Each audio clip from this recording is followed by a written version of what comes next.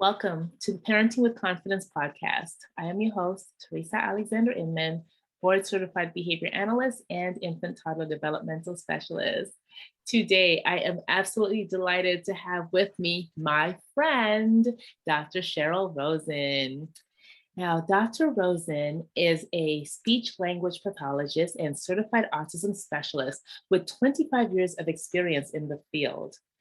She has presented nationally and internationally on topics related to evidence-based practices in assessment and intervention for individuals with ASD.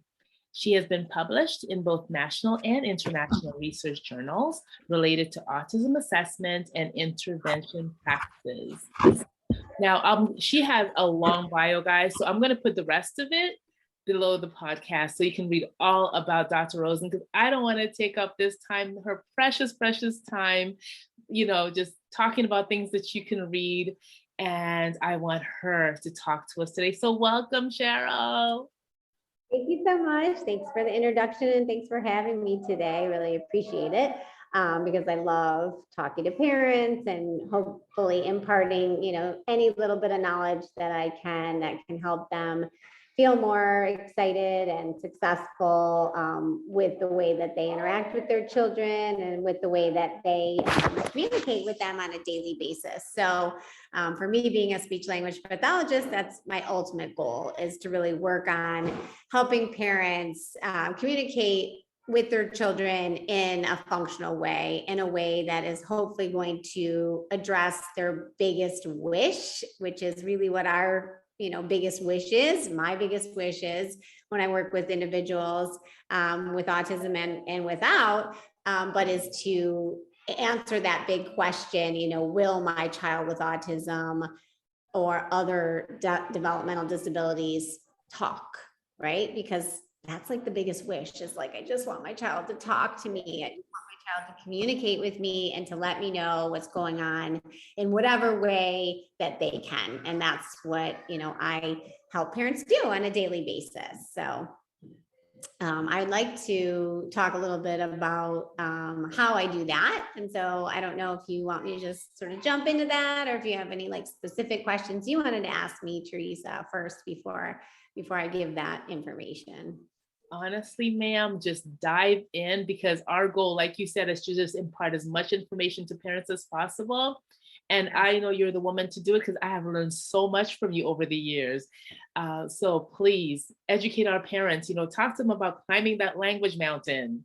All right, perfect. So, what I really want everyone to think of is that in order for us to get our children to communicate with their, fullest potential, we have to be realistic in the level that they're currently at. We really need to meet them where they're at and to understand that there's a method, to the madness, right? That even though we really want those words, those first words to come, we have to get the building blocks. And it's hard sometimes to, really buy into the length and the patience that it takes to get there as a parent.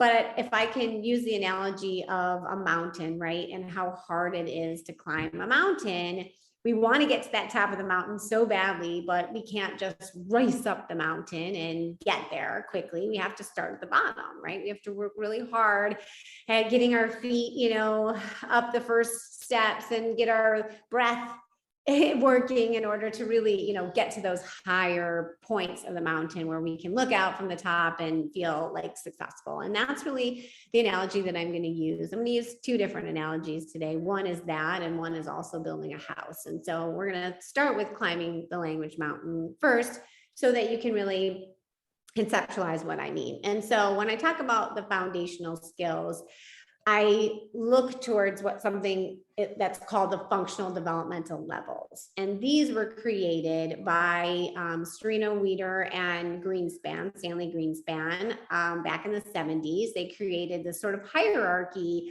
of development, functional development, and it really parallels the development of speech and language.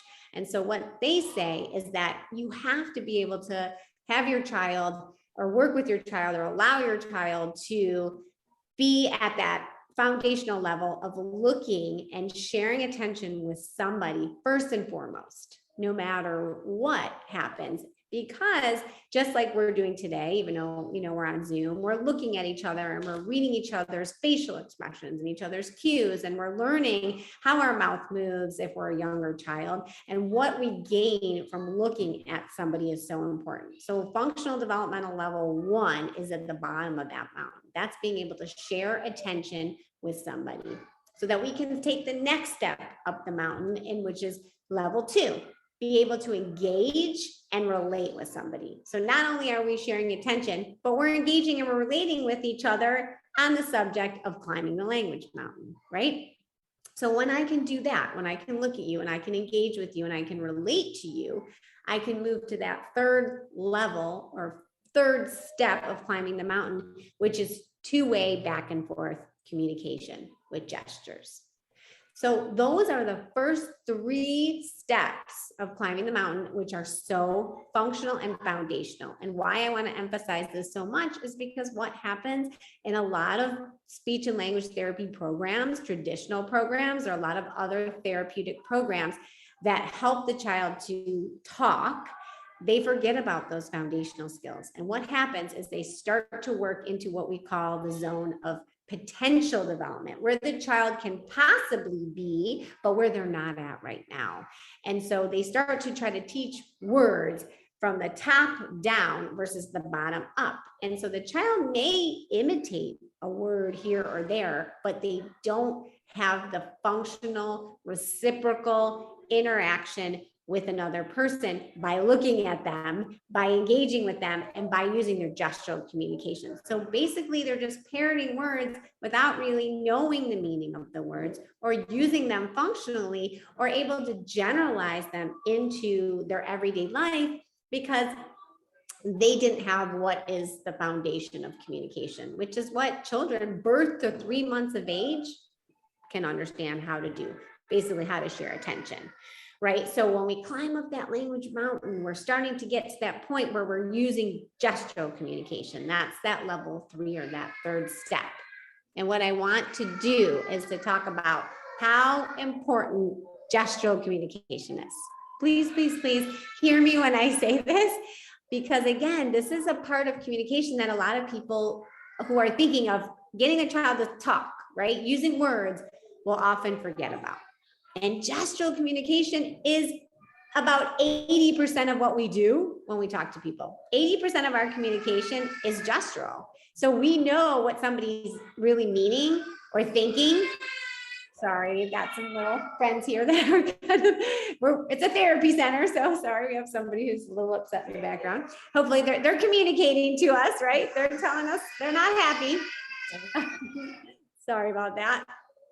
But anyways, so our gestural communication is critical. Showing, giving, pointing, looking, using our facial expressions. There's big nonverbal communications. There's little nonverbal communications. There's micro nonverbal communications. But I'm going to give you an example of why this is really so important, right? And the example I'm going to tell you is the example of, I'm going to call it, I want juice. All right. So I'm going to tell you a little story about professionals who work with children who forget about the third step of climbing a language mountain and not worrying so much about gestures. So let's call this little boy Johnny, right? So Johnny walks over to the fridge. He's pointing to the fridge. He's grunting. He's looking inside. His mom is like, okay, I think Johnny might want some juice, right? So mom says, say juice, say juice. I want juice. You say, I want juice, Johnny. Juice. And Johnny's like, and walks away and lost the ability to get what he wanted when he was truly communicating with mom, right? He was using his gestures. He was pointing, he was grunting, he was looking at her. He was non-verbally telling her everything she wanted, and she wouldn't give him the juice because he didn't say juice. And if he could have said juice, he would have said juice. Exactly. And you know what? He's not at the level of the language mountain yet where he's going to say juice. Reason being is because he's just not at level 4, which is the next step to language, right? Being able to use your words.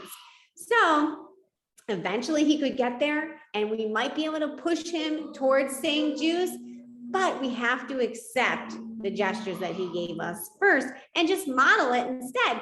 Oh, it looks like you want some juice. There you go, juice.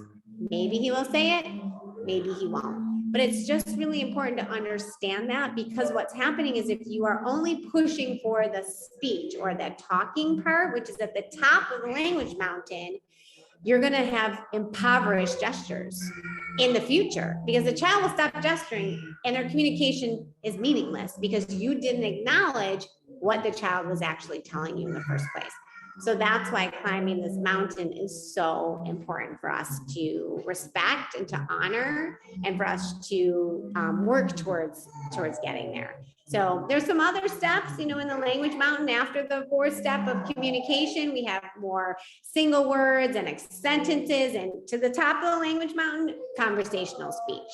So it's a pretty good analogy that really helps us to think about how hard the child really has to work to get to that point of getting to the top of the language mountain. But we can get there if we're patient, if we really think about these steps, and we help the child by being very playful in that and doing things that they love, so that the child will love being with us, and then we can work together to gain those steps. Yeah, so important. Yeah, and I love that you added doing things that they love, because we always want children to do what we want. I've worked with parents where, the child is doing something, and instead of joining them in what they're doing and talking them through it, and, really capitalizing on the fact that they are using gestures, like, oh, no, Johnny, come over here and do this. Or they want Johnny to show me what they can do. I'm like, Johnny's not interested right now. Get into what he's doing and forget your agenda. Let it go. Exactly. And that's exactly right. And that's really how this language mountain works, because they have to climb it at their own speed. You can't make them climb it any faster, right? You can't make them even interested maybe in climbing it right now. So if you follow their lead, their cues, and their interest, hopefully they will then level step 1, share attention with you. Step 2, engage with you. Step 3, communicate back and forth with you reciprocally. Step 4, use some words. Step 5, some phrases. Step 6, some sentences. And 7, at the top of the mountain, having conversations, which can take, some time. And that's why I really want to emphasize the patience in this, because, a child on the autism spectrum, even a mildly affected child can lose about 2 years of their life developmentally. And so, it's going to take us some time to get there.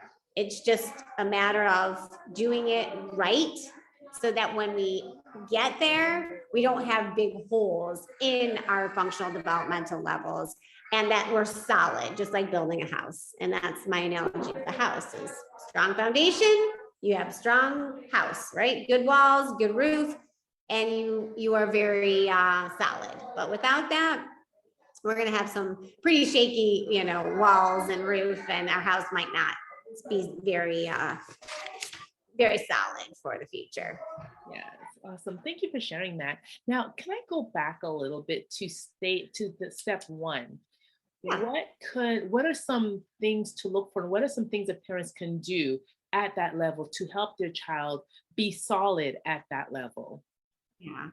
So sharing attention is that level, right? And so oftentimes what we see with children who are on the autism spectrum is that lack of shared attention, where they're really interested in what they want to look at, what they want to play with, what they want to do. And so in order for us to do that and to help get that shift in shared attention, we need to first off be with them. What does that mean? We need to sit next to them, observe, and look at what they're doing, and think, what is it that is my child's idea right now?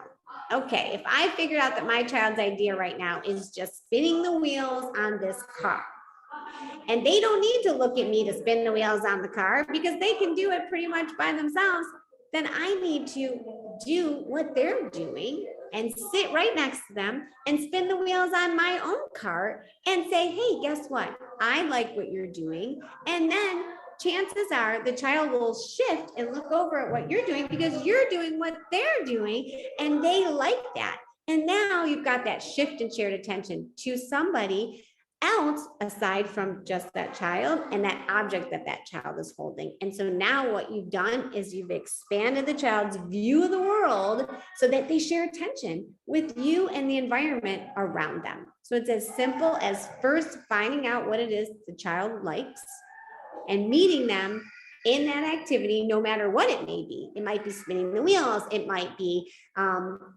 picking the little things out of the carpet. That might be something really fun. And you're going to do that same thing. And hopefully by you doing what the child loves, the child will love being with you and will shift their attention for the step one. It is a very simple thing that doesn't seem like it would work when you're doing what the child loves because they're already doing what they love. But they finally feel like, wait a minute, you get me. This is what I like to do. And you're not having your idea forced upon me and trying to get me to do what you want me to do. You're joining me and you're being with me. And this is pretty cool. Now I'll share my attention with you.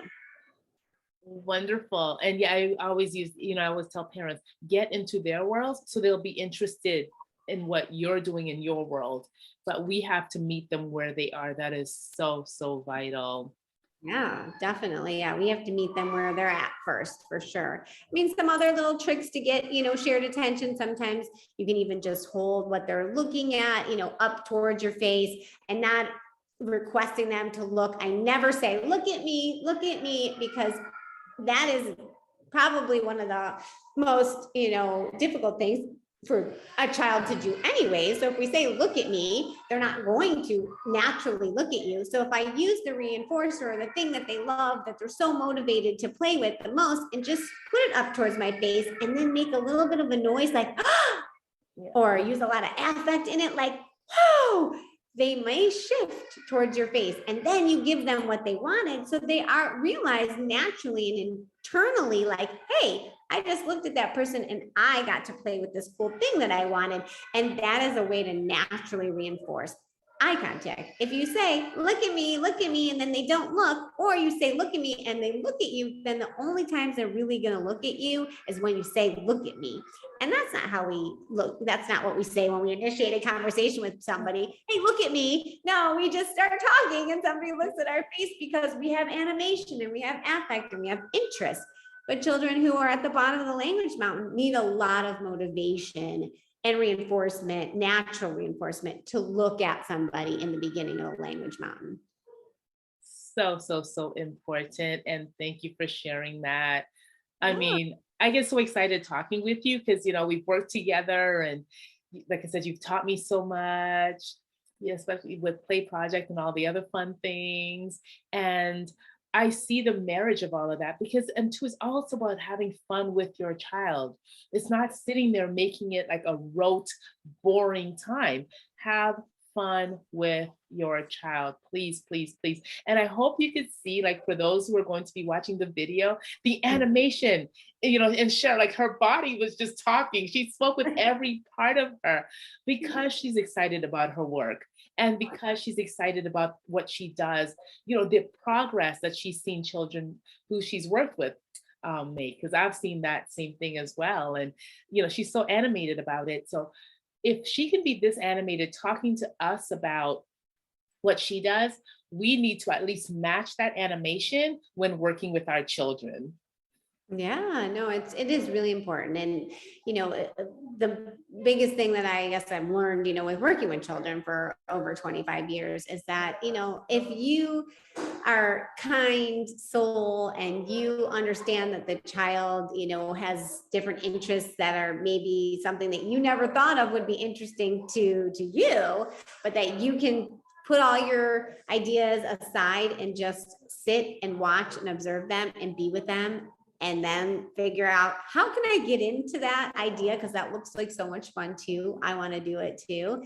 You can connect with them. And I really find that for the most part, there haven't been really many children where I haven't felt like I can connect with them in some way.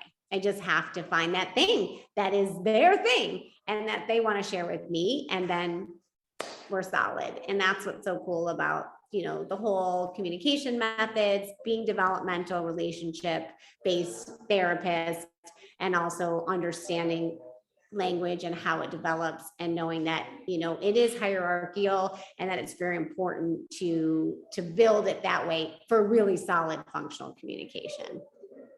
Wonderful. I want to be respectful of your time, ma'am. So we're getting to a close. Are there any last words you want to share? You've shared so much already. Is there one thing you want parents to come away with?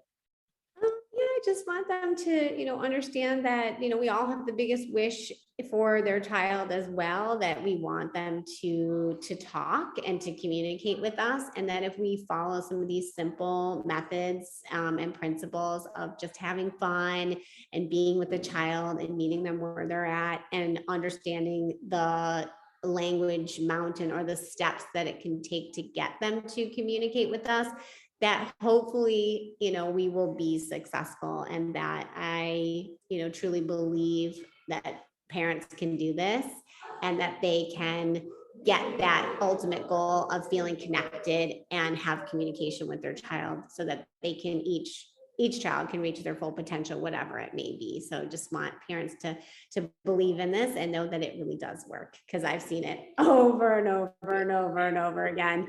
And it's a beautiful thing when it does. Yes. I mean, you wouldn't have been doing it this long if it wasn't. So if it wasn't successful.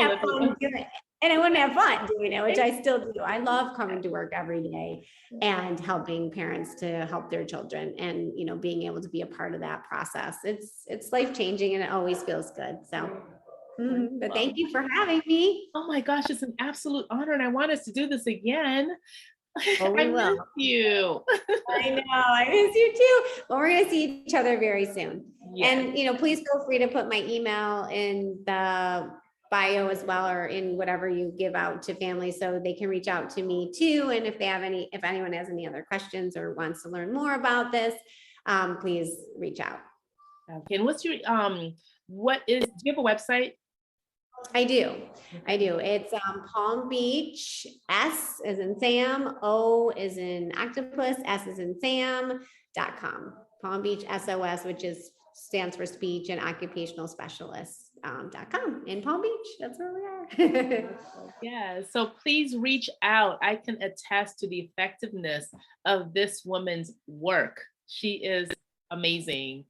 So thank you. It's same to you too. And thank you, for doing this for families, because I've worked with you as well. And, I've seen amazing changes in the children. And when we work together, it's even better. So it's a great powerhouse. Yes, we're better together. All right. So thank you, Dr. Rosin. Thank you. Have a great afternoon. Thanks, you as well.